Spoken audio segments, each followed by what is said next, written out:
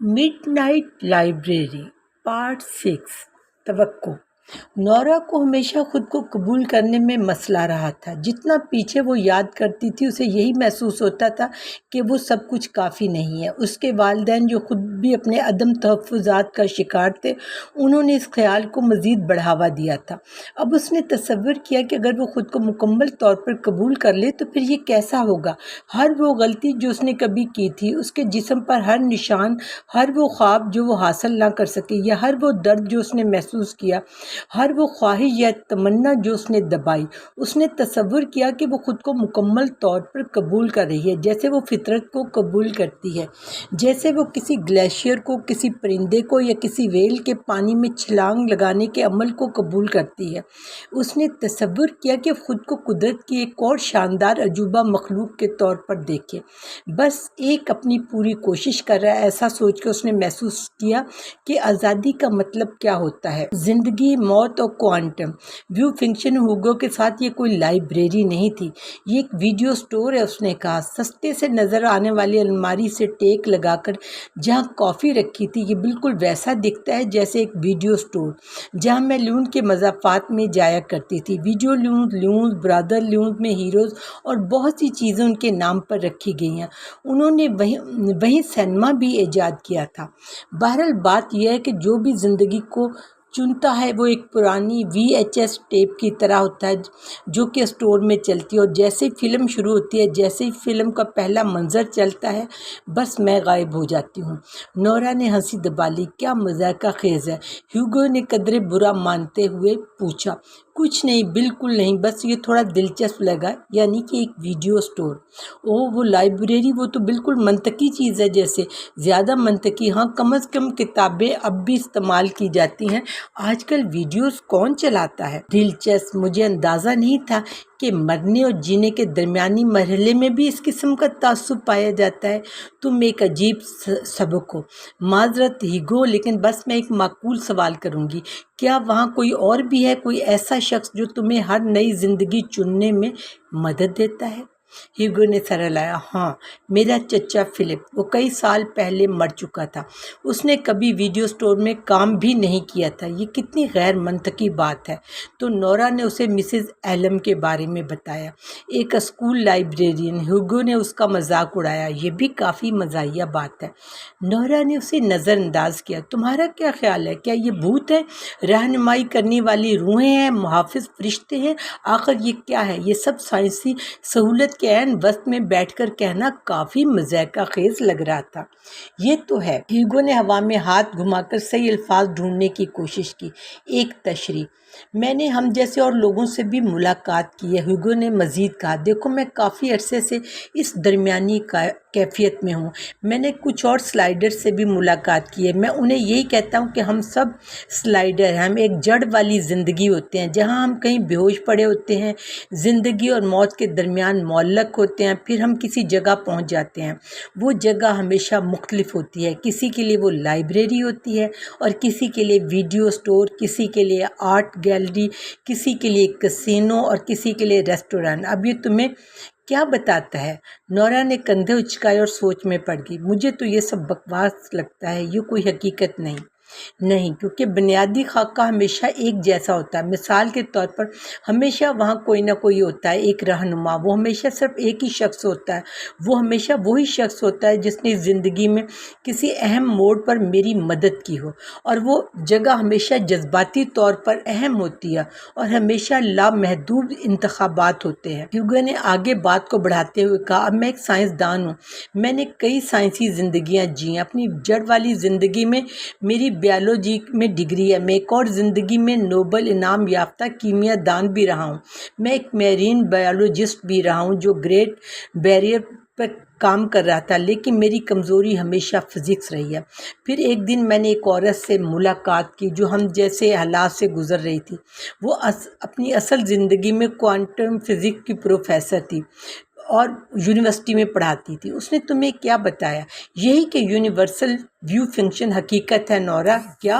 ह्यूगो ने एक उंगली उठाई। एरोन श्रंगर्स, वही बिल्ली वाला आदमी? हाँ वही। उसने कहा था कि क्वांटम फिजिक्स में हर मुमकिन मुतबादल एक ही वक्त में वकूअ पजीर होता है। बिल्ली डब्बे में जिंदा भी होती है और मुर्दा भी होती है। बिल्कुल मैं यहाँ हूँ, लेकिन मैं जानता हूँ कि मैं यहाँ नहीं हूँ। मैं पेरिस के एक अस्पताल में पड़ा हुआ हूँ जहाँ मुझे एनोरिज्म हुआ है और मैं रोज़ाना में स्काई ड्राइविंग भी कर रहा हूँ। मैं जनूबी हिंदुस्तान में भी घूम रहा हूँ और ल्यून में मैं शराब चख रहा हूँ और कोट डी आज़र में एक बाट पर लेटा हुआ हूँ। मैं जानती। ह्यूगो ने मुस्कुराकर कहा, हो सकता है कि ये ज़िंदगी मेरी मंजिल हो, दिलचस्प, लेकिन ये ज़िंदगी बहुत सर्द है। शायद तुम्हारी भी। अगर वो रीछ तुम्हें लाइब्रेरी वापस ना ले जा सका तो शायद कुछ भी नहीं ले जाएगा। ये सब सोचते हुए नौरा ने महसूस किया कि शायद वो वाकई हर मुमकिन हकीकत में मौजूद हो सकती है, बिल्कुल श्रीनगर की बिल्ली की तरह। यूनिवर्सिटी उसने मुझे सब कुछ समझा दिया। क्या तुम क्वांटम फिजिक्स की तशरीह जानते हो? तो इसका मतलब है हम एक खुश अखलाक गुलाबी चेहरे वाला सुर्खी माइल दाढ़ी वाला शख्स जिसका नाम नौरा नहीं जानती थी बावर्ची खाने से आया, कॉफ़ी का कप धोया और मुस्कुराकर उनकी तरफ देखा। कल मिलते हैं, उसने एक नरम अमेरिकन या शायद कैनेडियन लहजे में कहा और फिर अपनी चप्पल घसीटते हुए चला गया। हाँ, नौरा ने कहा, मिलते हैं। ह्यूगो ने भी कहा, फिर अपनी आवाज़ दोबारा धीमी कर ली और बात जारी रखी। कायनाती मौजी फंक्शन हकीकी है नौरा, यही प्रोफेसर बेजर्ट ने कहा था। क्या? ह्यूगो ने उंगली उठाई, कदरे चिड़चिड़ाती हुई। ज़रा ठहरो वाली उंगली। नौरा को शदीद ख्वाहिश को उसे पकड़कर मरोड़ दे। नौरा ने यह सब गौर से सुना। उसे वोल्टस याद आया जो उसके बिस्तर के नीचे बेजान पड़ा था और सड़क के किनारे भी। लेकिन कभी कभार बिल्ली सिर्फ मुर्दा ही होती है। क्या? कुछ नहीं, बस मेरी बिल्ली मर गई थी। मैंने एक और ज़िंदगी आजमाई लेकिन उसमें भी वो मर चुकी थी। ये तो बहुत अफसोसनाक है। मेरे साथ एक लेप्राडोर के साथ भी ऐसा ही हुआ था। लेकिन असल बात यह है कि हमारे जैसे और भी लोग हैं। मैंने इतनी ज़िंदगियाँ जी हैं कि कुछ लोगों से मिल चुका हूँ। बाज़-औक़ात बस अपनी हकीकत को ज़बान देना ही काफ़ी होता है दूसरों को तलाश करने के लिए जो हमारे जैसे होते हैं। ये सोचना और भी अजीब लगता है कि और भी ऐसे लोग हो सकते हैं जैसे हम हैं। तुमने हमें क्या कहा था? ह्यूगो ने कंधे उचकाए। अगर मैं मजहबी होता तो कहता ये खुदा है, और चूंकि खुदा कोई हस्ती है जिसे हम देख या समझ नहीं सकते तो वो किसी ऐसे शख्स की शक्ल में आ जाता है जो हमारी ज़िंदगी में अच्छा रहा हो। अगर मैं मजहबी ना होता, जो कि मैं नहीं हूँ, तो मैं कहता कि इंसानी दिमाग खुली क्वांटम मौजी हालत को नहीं संभाल सकता और इस पेचीदगी को किसी मानूस शक्ल में ढाल देता है, जैसे एक लाइब्रेरी का मुंतजिम, एक दोस्ताना चचा वीडियो स्टोर में, वगैरह वगैरह। नौरा ने मतवाजी कायनात के बारे में पढ़ रखा था। ये हैरत अंगेज नहीं, ह्यूगो ने कहा। नौरा ने आह भरी। पिछली ज़िंदगी में मैंने अपने मरे हुए वालिद से बात की थी। ह्यूगो ने कॉफ़ी के दाने 2 कपों में डाले। मैं कॉफ़ी नहीं पीती, मैं पुदीने की चाय पीती थी। ये तो भयानक है, बर्दाश्त के काबिल था। एक और अजीब बात, ह्यूगो ने कहा, हम में से कोई भी किसी वक्त भी गायब हो सकता है। तुमने ऐसा होते देखा है? हाँ, कुछ बार ये अजीब होता है। तो मैं कैसी थी कल? मेरा मतलब। ह्यूगो ने उसकी आंखों में झांका। उसकी आंखें खूबसूरत थी। नौरा लम्हा भर को खिंचती हुई महसूस हुई। शानदार, दिलकश, ज़हीन, खूबसूरत, बिल्कुल आज की तरह। नौरा ने हंसकर टाल दिया। इतने फ्रांसीसी मत बनो। तुम कितनी ज़िंदगियां गुजार चुके हो? बहुत ज़्यादा, तकरीबन 300 के करीब। 300? मैं बेशुमार ज़िंदगियों में जी चुका हूँ, दुनिया के हर बड़े आज़म में, और फिर भी मैं कभी वो ज़िंदगी नहीं पा सका जो मेरे लिए हो। मैं हमेशा के लिए इसमें रहने पर मजबूर हूँ।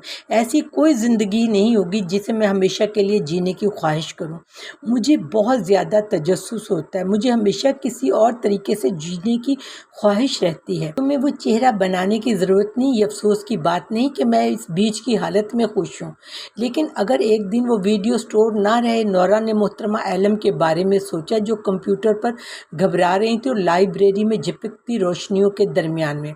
अगर एक दिन तुम हमेशा के लिए गायब हो जाओ तो इससे पहले तुम्हें कोई ज़िंदगी मिले जिसमें तुम ठहर सको।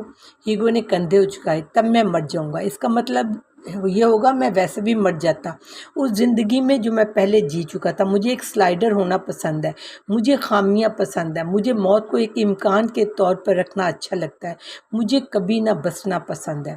میرے خیال میں میری صورتحال بالکل مختلف ہے۔ میرا خیال ہے کہ میری موت زیادہ قریب ہے۔ اگر میں جلدی کوئی زندگی نہ پا سکی تو میں ہمیشہ کے لیے ختم ہو جاؤں گی۔ اس نے اپنی پچھلی بار کی پریشانی کے بارے میں بتایا جب وہ واپس منتقلی کر رہی۔ تمہیں یاد رکھنا چاہیے یہ ایک موقع ہے اور یہ بہت نایاب ہے۔ ہم کوئی بھی غلطی مٹا سکتے ہیں، کوئی بھی زندگی جی سکتے ہیں، کوئی بھی زندگی خواب دیکھو، تم کچھ بھی ہو سکتی ہو، کیونکہ کسی نہ کسی دن تم ہو۔ اس نے کافی کا گھونٹ لیا۔ میں سمجھتی ہوں، لیکن اگر تم زندگی کا مطلب تلاش کرو گی تو تم کبھی جی نہیں سکو گی، ہیگو نے انتہائی دانائی سے کہا۔ تم کاموں کا حوالہ دے رہے ہو، تم نے پکڑ لیا۔ وہ اسے گھور رہا تھا۔ نورا کو اب اس کی شدت سے کوئی فرق نہیں پڑ رہا تھا، لیکن وہ اپنی شدت کے بارے میں تھوڑا فکر مند تھی۔ ایکچولی میں فلسفے کی طالبہ رہی ہوں، اس نے بے دلی سے کہا، اس کی آنکھوں سے بجتے ہوئے۔ ہیگو اب اس کے قریب آ گیا تھا۔ اس میں کوئی ایسی چیز تھی جو بیک وقت ناپسندیدہ اور بیک وقت کشش والی رکھتی تھی۔ اس کا رویہ ایسا تھا جیسے اس کے چہرے پر یا تو تھپڑ مارنے کو دل چاہتا یا پھر اسے پیار کرنے کو۔ ایک زندگی میں ہم سالوں سے ایک دوسرے کو جانتے ہیں اور شادی شدہ ہیں، ہیگو نے کہا، اور زیادہ تر زندگیوں میں تمہیں بھی نہیں جانتی۔ نورا نے فوراً جواب دیا، سیدھا اس کی طرف دیکھتے ہوئے۔ یہ تو بہت افسوسناک ہے، مجھے ایسا نہیں لگتا۔ واقعی وہ مسکرائی۔ ہم خاص ہیں نورا، ہمیں چنا گیا ہے، کوئی ہمیں نہیں سمجھتا، کوئی بھی کسی کو نہیں سمجھتا، اور ہم چنے گئے نہیں ہیں۔ میں ابھی تک اس زندگی میں صرف تمہاری وجہ سے ہوں۔ نورا نے آگے بڑھ کر اسے پیار کر لیا۔ اگر کوئی چیز میرے ساتھ ہو رہی ہے تو میں وہاں موجود رہنا چاہتی ہوں۔ یہ خوشگوار احساس تھا، اس بات کا بھی کہ وہ واقعی اتنی بے باک ہو سکتی تھی، یہ جانتے ہوئے کہ ہر ممکن چیز کسی نہ کسی زندگی میں ہو رہی ہے۔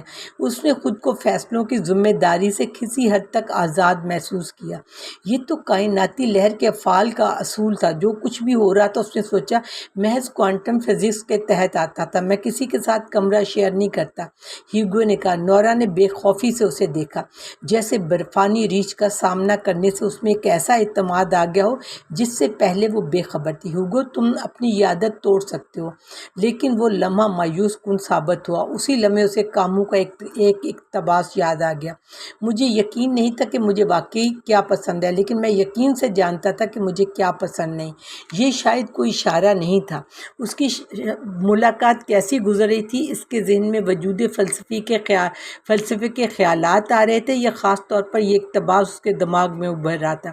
مگر کیا کاموں نے بھی یہ نہیں کہا، اگر میرے ساتھ کچھ ہونے والا ہے تو میں وہاں موجود ہونا چاہتا ہوں؟ ہیگو، اس نے نتیجہ اخذ کیا، ایک عجیب آدمی تھا، ایک ایسا شخص جو اپنی گفتگو میں اتنا گہرا اور ذاتی تھا، مگر لمحہ موجود سے بالکل الگ۔ شاید اگر کوئی اتنی زندگیاں گزار چکا ہو جتنی وہ گزار چکا تھا، تو جس واحد شخص کے ساتھ اس کا واقعی کوئی گہرا تعلق تھا وہ خود ہی ہوتا۔ نورا کو محسوس ہوا شاید وہ وہاں تھی ہی نہیں، اور چند لمحوں بعد وہ واقع ہی نہیں تھی۔ خدا اور دیگر کتبدار، تم کون ہو؟ تم میرا نام جانتی ہو؟ میں مسز ایلم ہوں، لوئس ایزابل ایلم۔ کیا تم خدا ہو؟ وہ مسکرائی۔ میں وہی ہوں جو میں ہوں۔ وہ کون ہے؟ ایک لائبریرین۔ مگر تم کوئی حقیقی انسان نہیں ہو، تم محض ایک طریقہ کار ہو۔ کیا ہم سب اسی طرح نہیں ہیں؟ تم میرے ذہن اور کائنات کے عجیب و غریب میل تال کی پیداوار نہیں ہو، کسی قسم کے کوانٹم ویو فنکشن کی سادہ سی تشریح؟ مسز ایلم اس تجویز پر کچھ مضطرب دکھائی دی۔ کیا ہوا؟ نورا نے برفانی ریچھ کو یاد کیا اور زرد بھورے پتھریلے فرش پر نظریں جما دی۔ میں تو تقریباً مر گئی تھی، اور یاد رکھو اگر تم کسی زندگی میں مر گئی تو واپسی کا کوئی راستہ نہیں۔ لیکن یہ منصفانہ نہیں ہے۔ لائبریری کے سخت قوانین ہیں، کتابیں قیمتی ہوتی ہیں، تمہیں ان کے ساتھ احتیاط برتنی ہوتی ہے۔ مگر یہ دیگر زندگیاں، میری مختلف صورتیں، میں اصل میں تو نہیں مر رہی نا؟ ہاں، مگر جب تم انہیں تجربہ کر رہی ہو تو وہ تم ہی ہوتی ہو جسے نتائج بھی بھگتنا ہوتے ہیں۔ ٹھیک ہے، مجھے سچ کہنے دے، مجھے یہ سب فضول لگتا ہے۔ مسز ایلم کی مسکراہٹ کے کنارے مڑ گئی جیسے گرا ہوا پتھر۔ یہ تو واقعی دلچسپ ہے۔ کیا دلچسپ ہے؟ یہ حقیقت کہ تمہارا مرنے کے بارے میں رویہ مکمل طور پر بدل گیا ہے۔ کیا تم مرنا چاہتی تھی اور اب تم نہیں مرنا چاہتی؟ نورا پر آہستہ آہستہ یہ بات واضح ہوئی، جیسے مسز عالم کسی حد تک ٹھیک کہہ رہی تھی، اگرچہ مکمل طور پر ٹھیک نہیں تھا، لیکن میں اب بھی یہ سمجھتی ہوں کہ میری اصل زندگی جینے کے قابل نہیں ہے، بلکہ اس تجربے نے تو اس بات کی تصدیق بھی کر دی ہے۔ وہ سر ہلانے لگی۔ مجھے نہیں لگتا کہ تم واقعی ایسا سوچتی ہو۔ میں ایسا ہی سوچتی ہوں، اس نے کہا۔ نہیں، کتابیں حسرتیں ہلکی ہو رہی ہے، اس میں کافی جگہ باقی ہے۔ ایسا لگتا ہے تم نے اپنی پوری زندگی وہ باتیں کہیں جو تم اصل میں نہیں سوچتی تھی۔ یہ تمہاری ایک رکاوٹ ہے۔ رکاوٹ؟ ہاں، تمہارے پاس بہت سی رکاوٹیں ہیں جو تمہیں سچائی دیکھنے سے روکتی ہیں۔ کس سچائی سے؟ تمہارے اپنے بارے میں، اور تمہیں کوشش کرنی چاہیے حقیقت دیکھنے کی، کیونکہ یہ بہت اہم ہے۔ میں نے تو سنا تھا کہ یہاں لامحدود زندگیاں چننے کے لیے موجود ہیں۔ تمہیں وہ زندگی چننی چاہیے جس میں تم سب سے زیادہ خوش ہو، ورنہ جلدی کوئی اختیار باقی نہیں رہے گا۔ میں نے کسی ملاقات کو جو ایک عرصے بعد یہی کرا، اب بھی ایک ایسی زندگی نہیں ڈھونڈ پائی جس میں میں مطمئن ہوں۔ ہیوگو کا معاملہ مختلف ہے، وہ ایک سہولت ہے جو شاید تمہیں میسر نہ ہو۔ ہیوگو؟ تمہیں اس کے بارے میں کیسے پتا؟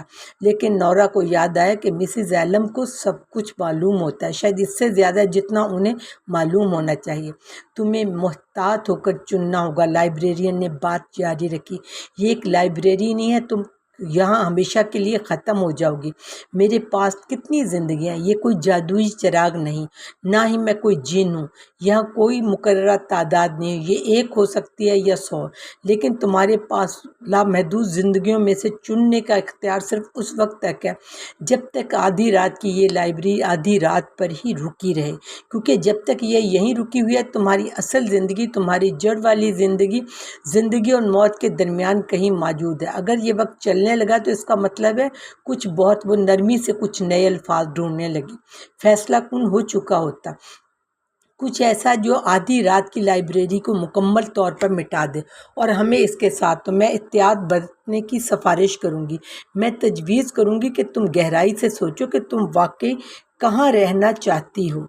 تم نے واضح طور پر کچھ ترقی کی ہے، میں دیکھ سکتی ہوں، تم واقعی رہنا چاہتی ہو، مگر تم یہ دروازہ بند ہونے نہیں دینا چاہو گے اس سے پہلے کہ تم اس کے پار جا سکو۔ وہ دونوں طویل وقت تک خاموش رہیں۔ جب نورا نے اپنے ارد گرد موجود تمام کتابوں کو دیکھا، تمام ممکنات کو، پھر سکون اور آہستگی کے ساتھ وہ آگے بڑھنے لگی۔ بہت دیر تک خاموشی چھائی رہی۔ جب نورا نے اپنے ارد گرد تمام کتابوں کو دیکھا تو تمام امکانات کو بھی دیکھا، پھر وہ آہستہ اور سکون سے راہداری میں چلنے لگی، سوچتے ہوئے کہ ہر کتاب کے ورق کے پیچھے کیا چھپا ہوگا، اور خواہش کرتے ہوئے کہ سب جلدیں کوئی اشارہ دے سکتی ہیں یا نہیں۔ اب تمہیں کون سی کتاب پسند آئے گی؟ مسز عالم کی پیچھے سے آواز آئی۔ نورا کو باورچی خانے میں ہیوگو کی بات یاد آئی۔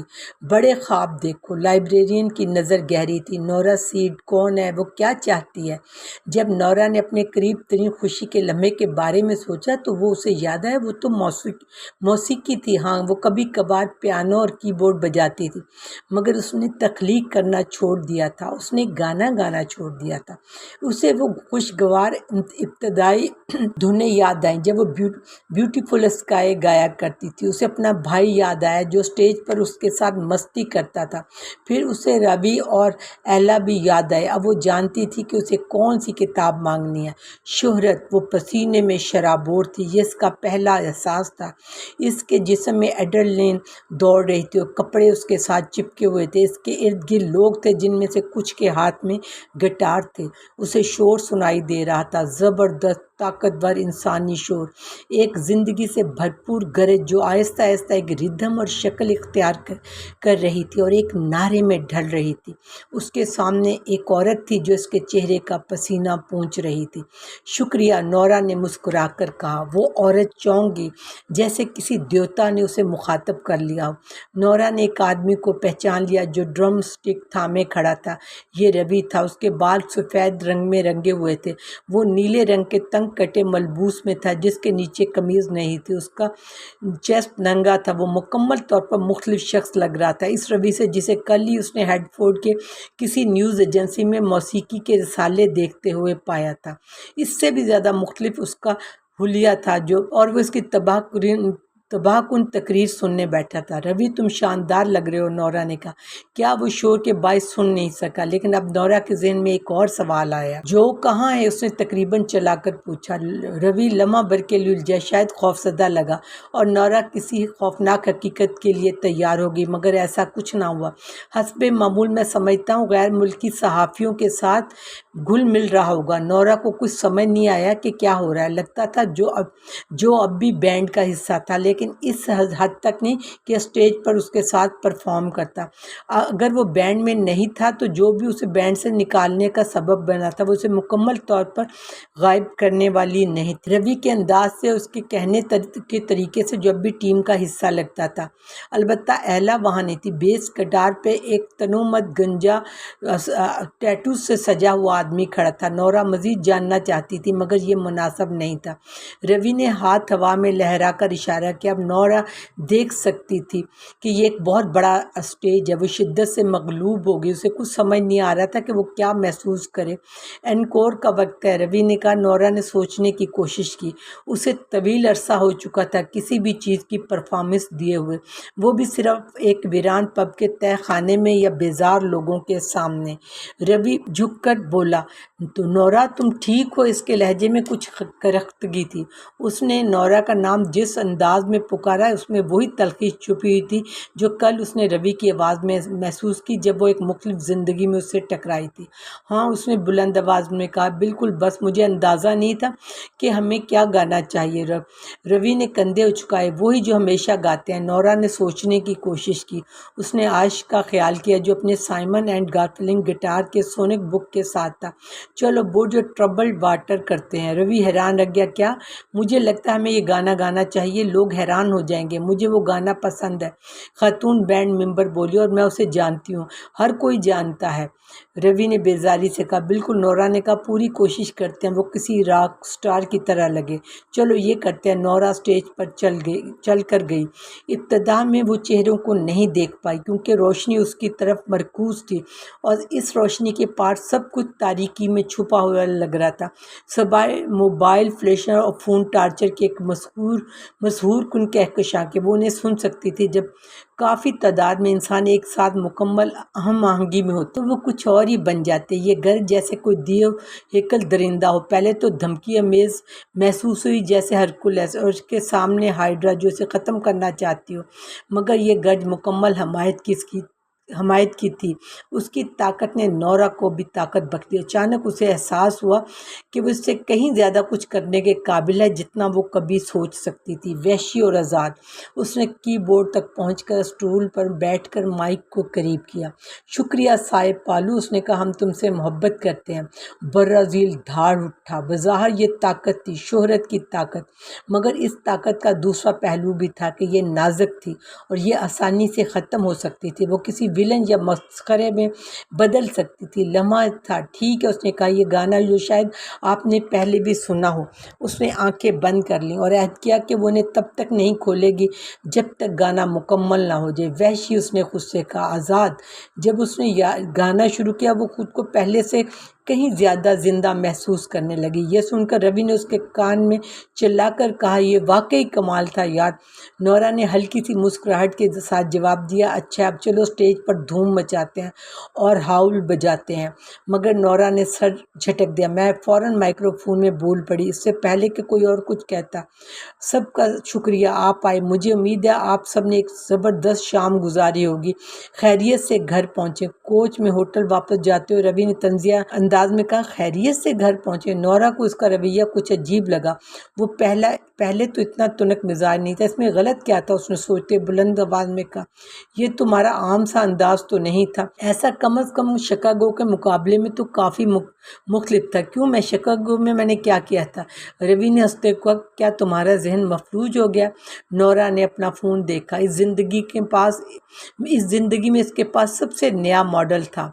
लिज़ी का पैगाम आया हुआ था। ये वही पैगाम था जो उसे डैन के साथ उसकी ज़िंदगी में मिला था, मगर पैगाम के बजाय एक वेल की तस्वीर या یا شاید ویل کی کچھ مختلف تصاویر تھی۔ یہ دلچسپ تھا کیونکہ وہ اس زندگی میں لزی کی دوست تھی اور اپنی اصل زندگی میں نہیں۔ ویسے یقین سے کہہ سکتی تھی وہ اس زندگی میں ڈین سے شادی شدہ نہیں تھی۔ اس نے اپنا ہاتھ دیکھا اور ننگی انگلی کو دیکھ کر سکون کا سانس لیا۔ نورا نے سوچا شاید اس کی وجہ یہ تھی کہ دی لیبرنتھ کے ساتھ وہ پہلے ہی سپر فیمس ہو چکی تھی، اس لیے لزی کا آسٹریلیا جانا شاید زیادہ قابل فہم رہا ہو، یا لزی کو بس ایک مشہور دوست رکھنے کا خیال پسند تھا۔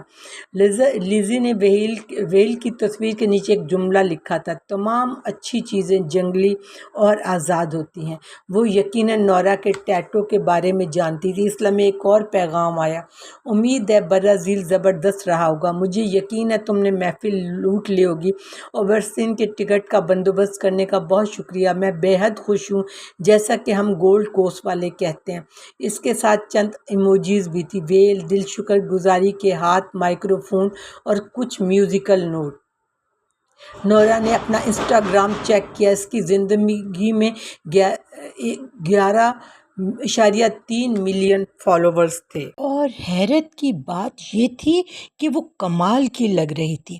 اس کے قدرتی سیاہ بالوں میں سفید دھاری تھی، ویمپائر جیسا میک اپ اور ہونٹوں پر ایک پیئر سنگ۔ وہ تھکی ہوئی ضرور لگ رہی تھی، مگر یہ وہ تھکن تھی جو اسٹائلش ہوتی ہے، جیسے بلی اسٹائلش کی کوئی کول آنٹی۔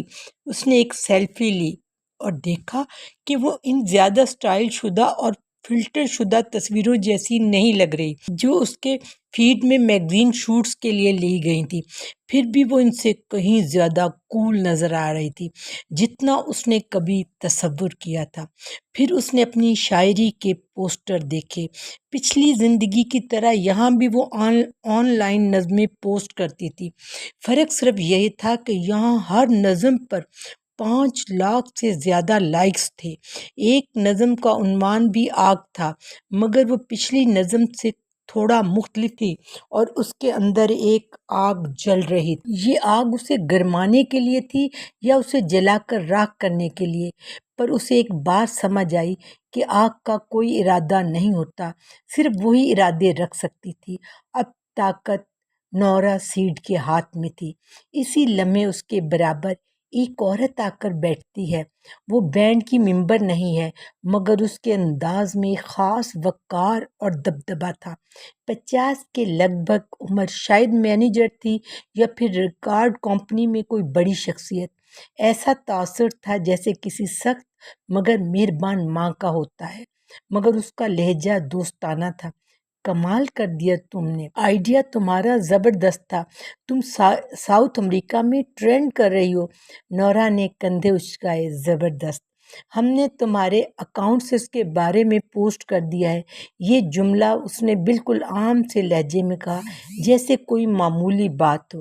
اوہ ٹھیک ہے، آج رات ہوٹل میں چند آخری لمحے کی پریس میٹنگ ہے، پھر کل صبح جلدی روانگی ہے۔ کل کہاں جا رہے ہیں؟ ریو، تمہیں اس ہفتے کے ٹور شیڈول کا پتہ ہے نا؟ کچھ حد تک دوبارہ بتا دو تو بہتر ہوگا۔ عورت نے نرمی سے مسکراتے ہوئے ایک لمبی سانس لی، جیسے نورا کی لا علمی کوئی انوکھی بات نہ ہو۔ ٹھیک ہے، کل ریویو، وہاں 2 راتیں، پھر برازیل کا آخری شو پورٹو لیگریس کے بعد سینٹیاگو، چلی، بیونس آئرس، پھر لیما اور ساؤتھ امریکہ کا آخری مرحلہ ہوگا۔ پھر اگلے ہفتے ایشیا کا آغاز ہوگا، Japan, Hong Kong, Philippines, Taiwan, Peru. ہم پیرو میں بھی بہت مشہور ہیں۔ نورا، تم تو پہلے بھی پیرو جا چکی ہو، یاد ہے نا؟ پچھلے سال تو وہ لوگ پاگل ہی ہو گئے تھے، پورے 15,000۔ وہی جگہ ہے، ریس کورس۔ ہاں مجھے یاد آیا، بہت زبردست رات تھی، واقعی سب کچھ بہت زبردست، جو اس زندگی کا احساس دلاتا تھا۔ نورا نے سوچا، ایک بڑا ریس کورس، لیکن وہ نہیں جانتی تھی کہ اس تمثیل میں وہ گھوڑا تھی یا جوکی۔ روی نے جوانا کے کندھے پر ہاتھ رکھا۔ جوانا، وہ پوسٹ کارڈ کل کس وقت ہے؟ او غلطی ہو گئی، دراصل وہ آج رات ہے، وقت کا حساب، معذرت بتانا بھول گئی، لیکن انہیں صرف نورا سے بات کرنی ہے، تم چاہو تو جلدی سو سکتے ہو۔ روی نے کندھے اچکائے، بے دلی سے کہا، ہاں ٹھیک ہے۔ جو نے ہلکی سی آہ بھری، میسیجز کو قصوروار مت ٹھہراؤ، حالانکہ تمہارے لیے یہ کوئی نئی بات نہیں ہے۔ نورا نے ایک بار پھر سوچا کہ اس کا بھائی کہاں ہے، مگر جوانا اور روی کے درمیان تناؤ دیکھ کر اسے ایسا کچھ پوچھنا مناسب نہیں لگا جو اسے پہلے سے معلوم ہونا چاہیے تھا، لہٰذا اس نے کھڑکی سے باہر دیکھنا شروع کر دیا۔ چار رویا ہائی وے پر چلتی کوچ، ارد گرد گاڑیاں، ٹرکوں اور موٹر سائیکلوں کی سرخ بریک لائٹس اندھیرے میں کس طرح دمکتی آنکھوں کی طرح جھلملا رہی تھیں۔ دور فلک بوس عمارتیں جن میں ادھر ادھر چھوٹی چھوٹی روشن کھڑکیاں تھیں، اور پس منظر میں گرم مرطوب رات کا تاریک آسمان جس پر گہرے بادل چھائے ہوئے تھے۔ ہائی وے کے دونوں اطراف درمیان میں سائے میں ڈوبے درختوں کی قطاریں ٹریفک کو دو سمتوں میں بانٹ رہی تھیں۔ اگر وہ کل رات تک اسی زندگی میں رہی تو اسے ایک مکمل کنسرٹ پرفارم کرنا ہوگا جس کے زیادہ تر گانے وہ جانتی بھی نہیں تھی۔ اس نے سوچا، کیا وہ سیٹ لسٹ اتنی جلدی سیکھ سکتی ہے؟ اسی لمحے فون بجا۔ ویڈیو کال تھی۔ کالر کا نام تھا ریان۔ جوانا نے اسکرین پر نظر ڈالی اور ہلکی مسکراہٹ کے ساتھ کہا، تمہیں یہ کال ضرور لینی چاہیے۔ نورا نے کال ریسیو کر لی، حالانکہ اسے ذرا بھی اندازہ نہیں تھا کہ یہ ریان کون تھا۔ اسکرین پر تصویر کچھ دھندلی تھی، پہچاننا مشکل تھا۔ پھر اچانک وہ چہرہ واضح ہو گیا، ایک ایسا چہرہ جو وہ فلموں میں اپنی سوچوں میں بے شمار بار دیکھ چکی تھی۔ ہائے بیبی، بس ایک دوست سے حال چال پوچھ رہا ہوں، ہم اب بھی دوست ہیں نا؟ یہ آواز بھی جانی پہچانی تھی، امریکن لہجہ، دلکش، پرکشش، مشہور، ہلکی سی سرگوشی سنائی دی۔ جمانہ کسی اور سے کہہ رہی تھی، وہ ریان بیلی سے فون پر بات کر رہی ہے۔ ریان بیلی، جیسے کہ وہی ریان بیلی جو اس کی سوچوں میں بسا تھا، جہاں وہ دونوں ایک بھاپ سے بھرے ویسٹ ہالی ووڈ کے گرم پانی کے حوض میں بیٹھ کر افلاطون اور ہائیڈگر پر بات کرتے تھے۔ نورا، تم سن رہی ہو؟ تم مجھے کچھ خوف زدہ لگ رہی ہو۔ ہاں ہاں، اس نے ہیلو کہا۔ اندازہ لگاؤ میں کہاں۔ وہ کچھ سمجھ نہیں پائی کہ اس کو کیا جواب دے۔ بات ٹیپ کہنا بالکل نامناسب لگ رہا تھا، لیکن مجھے اندازہ نہیں۔ اس نے فون کا کیمرہ گھمایا۔ ایک وسیع و شاندار ولا، روشن فرنیچر اور ایک شاندار فرش، ایک چارپائی والا بڑا بستر جس پر مچھردانی پڑی ہوئی تھی۔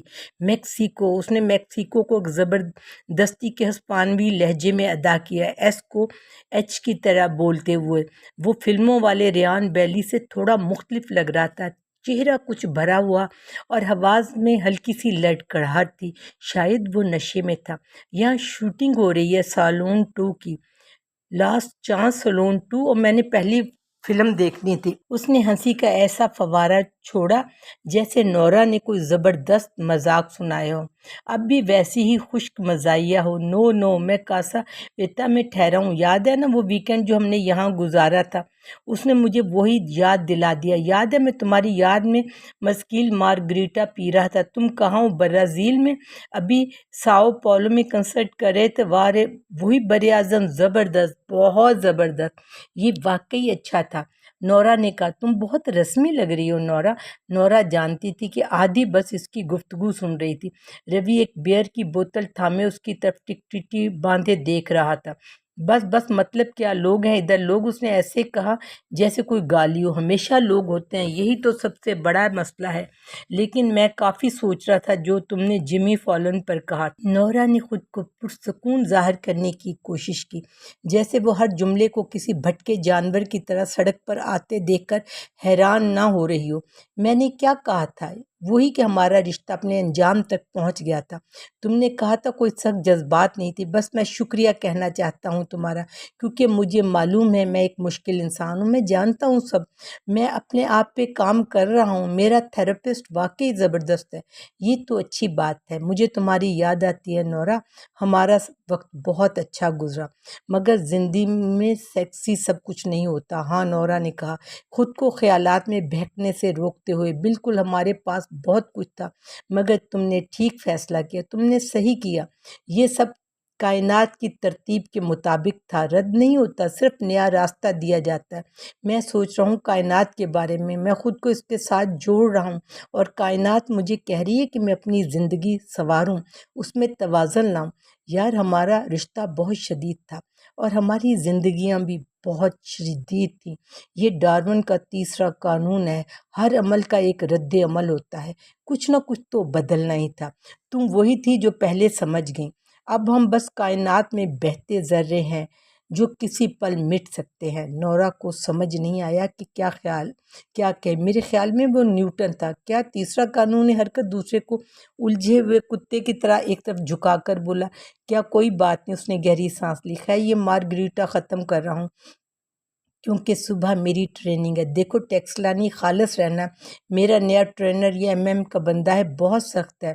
بس مجھے وہ خاص نام دوبارہ پکار کر سنا دو۔ تم جانتی ہو کون سا ہے؟ ظاہر ہے بالکل تم جانتی ہو۔ نورا نے ذہن میں ہر ممکنہ نام کھنگالا۔ رائی، بریڈ، افلاطون نہیں کہہ سکتی۔ لوگ ہیں۔ نورا نے دکھاوا کے لیے آس پاس دیکھا۔ بالکل لوگ ہیں۔ تم جانتے ہو اب کہ ہم اپنی زندگیوں میں آگے بڑھ چکے ہیں۔ یہ کچھ نامناسب سا لگتا ہے۔ وہ اداسی بھری مسکراہٹ کے ساتھ بولا، سنو میں LL کے آخری شو کے لیے وہاں ہوں گا، فرنٹ رو، اسٹمپس سینٹر۔ تم مجھے روک نہیں سکو گی، سمجھ آیا؟ یہ تو بہت پیارا ہے، ہمیشہ کے دوست۔ جب بات ختم ہونے کو تھی تو نورا کو اچانک سوال کرنا یاد آیا، کیا تم واقعی فلسفے میں دلچسپی رکھتے تھے؟ ریان نے شرابی ڈکار لی۔ یہ حیرت انگیز تھا، ایسا ہونا تھا کہ ریان بیلی ایک عام انسان تھا، ایک ایسا جسم رکھتا تھا جو گیس پیدا کر سکتا تھا۔ کیا فلسفہ؟ برسوں پہلے جب تم دی اینتھز میں افلاطون کا کردار ادا کر رہے تھے، تم نے ایک انٹرویو میں کہا تھا کہ تم فلسفے کا بہت مطالعہ کرتے ہو۔ میں زندگی پڑھتا ہوں، اور زندگی خود ایک فلسفہ ہے۔ نورا کو اس کی بات کچھ سمجھ نہیں آیا، مگر دل کی گہرائیوں میں وہ اپنی اس متبادل ذات پر فخر محسوس کر رہی تھی جس نے ایک A-لسٹ فلمی ستارے کو چھوڑ دیا تھا۔ میرا خیال ہے تم نے اس وقت کہا تھا تم مارٹن ہائیڈگر کو پڑھتے ہو۔ مارٹن ہائیڈگر کون ہے؟ یہ شاید پریس کی بکواس تھی، تم جانتی ہو بندہ ہر قسم کی باتیں کہہ دیتا ہے۔ ہاں بالکل، الوداع ریان۔ وہ چلا گیا، اور جوانہ مسکراتے ہوئے نورا کو دیکھ رہی تھی بغیر کچھ کہے۔ جوانہ میں کچھ استادانہ اور تسلی بخش بات تھی۔ نورا نے سوچا کہ شاید یہ اس متبادل زندگی میں اسے جوانہ پسند تھی، لیکن پھر اسے یاد آیا کہ اسے اس ہینڈ کی طرف سے ایک پوڈ کاسٹ کرنا تھا جس کے 50% اراکین کے نام بھی اسے معلوم نہ تھے، اور نہ ہی ان کے آخری البم کا نام، نہ ہی کسی البم کا۔ بس ایک شاندار ہوٹل کے سامنے گاڑی رکی، فینسی گاڑیاں، سیاہ شیشے، پریوں جیسی روشنیوں میں لپٹے کھجور کے درخت جیسے کسی اور سیارے کی عمارت۔ یہ پہلے ایک محل تھا، جوانہ نے بتایا، ایک نامور برازیلی معمار نے اسے ڈیزائن کیا تھا۔ مجھے نام یاد نہیں آ رہا۔ اس نے تلاش کیا۔ آئسکر نیمائر، اس نے کچھ لمحوں بعد کہا، جدیت پسند، مگر یہ اس کے دوسرے کاموں سے زیادہ شاہانہ ہے، برازیل کا بہترین ہوٹل۔ پھر نورا نے لوگوں کی ایک چھوٹی سی بھیڑ دیکھی جو ہاتھ بڑھا کر اپنے فون تھامے ہوئے تھے جیسے کشکول لیے ہوئے بھکاری، اس کی آمد کی ویڈیو بنا رہے تھے۔ تم سب کچھ حاصل کر سکتے ہو اور پھر بھی کچھ محسوس نہ کرو۔ سوچنا حیران کن تھا کہ یہ زندگی اس کی دیگر زندگیوں کے ساتھ متوازی چل رہی تھی، جیسے کسی سر میں ایک اور نوٹ۔ نورا کو یقین کرنا مشکل لگ رہا تھا، جب ایک زندگی میں وہ کرایہ دینے کے لیے جدوجہد کر رہی تھی تو دوسری وہ پوری دنیا میں سنسنی پھیلا رہی تھی۔ چند مداح جنہوں نے اسے ٹور بس کو ہوٹل پہنچتے ہوئے فلمایا تھا، اب آٹوگراف کے انتظار میں کھڑے تھے۔ انہیں بینڈ کے باقی ارکان کی زیادہ پرواہ نہیں تھی، بس وہ نورا سے ملنے کے لیے بےتاب تھے۔ جب وہ کنکروں پر چلتی ان کی طرف بڑھی تو اس نے ایک لڑکی کو دیکھا جس کے جسم پر ٹیٹو تھا، اور یہ ایسا لباس پہنا تھا جیسے 1920 کی دہائی کی ایک فلاپر لڑکی کسی سائبیرین پنک جنگ میں جا پھنسی ہو۔ اس کے بال بالکل نورا کی طرح بنے ہوتے، حتیٰ کہ سفید لکیر بھی ویسی تھی۔ نورا نورا ہیلو، ہم تم سے محبت کرتے ہیں ملکہ، برازیل آنے کا شکریہ۔ نورا تم زبردست ہو، تم ملکہ ہو، تم کوئین آف سنگنگ ہو۔ پھر ایک نعرہ شروع ہو گیا، نورا نورا نورا۔ ایک ناقابل شناخت تحریروں میں وہ آٹوگراف دے رہی تھی۔ ایک نوجوان لڑکے نے اپنی ٹی شرٹ اتار دی اور اس کے کندھے پر دستخط کرنے کو کہا۔ یہ ٹیٹو کے لیے، اس نے کہا۔ واقعی نورا نے حیرانگی سے اس کے جسم پر اپنا نام لکھا۔ یہ میری زندگی کا سب سے بہترین لمحہ ہے، وہ پرجوش انداز میں بولا۔ میرا نام فرانسسکو ہے۔ نورا کو حیرت ہوئی کہ اس کی جلد پر ایک مارکر سے لکھا گیا نام کسی کی زندگی کا سب سے بڑا لمحہ کیسے ہو سکتا تھا۔ تم نے میری زندگی بچائی، بیوٹیفل اسکائی نے میری جان بچائی۔ وہ گانا بہت طاقتور ہے۔ واہ واہ، بیوٹیفل اسکائی۔